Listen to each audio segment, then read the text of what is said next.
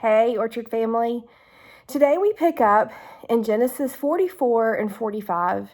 We're thick into Joseph's story and so many things are happening. He has finally seen his brothers after all of these years and the terrible thing that they did to him. But he knows he wants to keep them around and he's got to do something.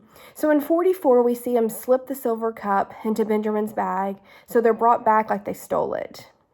We finally see Judah do something right. Judah steps up and says no, that he would take his place for his brother. They knew what it would do to their father if Benjamin did not come back.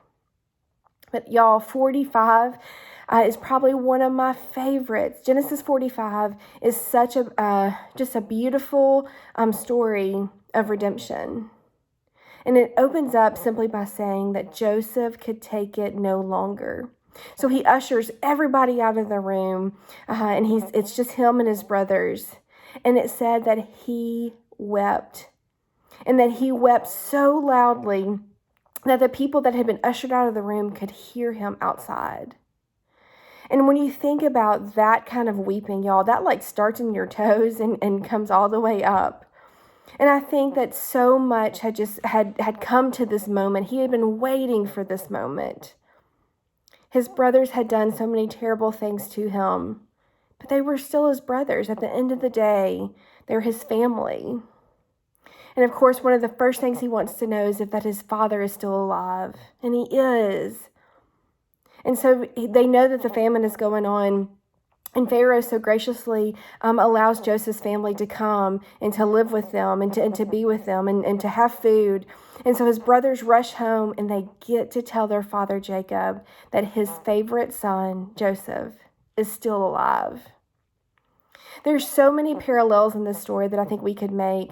We see Judah offer himself. Jesus comes from the line of Judah. Even in some of the terrible things and choices that Judah made, Judah is offering himself as a sacrifice. He doesn't know at that point that Joseph is his brother, but he offered himself as a sacrifice. And then we know later on, Jesus comes from his family line. And I think for Joseph could have sentenced them to death. Joseph could have never revealed who he was. Because of how God made him, he welcomed his brothers. He loved his brothers. He took care of his brothers. And so I just think there's so many different things that just in those two chapters, so many wonderful and incredible things happen. Even though there was tragedy, even though there was betrayal, Joseph forgives and he redeems those relationships.